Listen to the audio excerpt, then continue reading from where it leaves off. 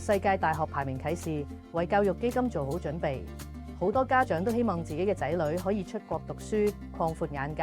喺最新公布嘅世界大學排名2025，排喺前面嘅大學都以美國、英國為主。單睇地區就可以想像到升學開支一定唔平。作為家長可以點樣精明部署？可能你嘅小朋友仲細，你會問而家開始諗出國留學嘅費用會唔會太早？其實要輕鬆累積足夠嘅升學資金，關鍵就係時間。利用時間滾存嘅複利效應，先至可以幫你輕鬆達成目標。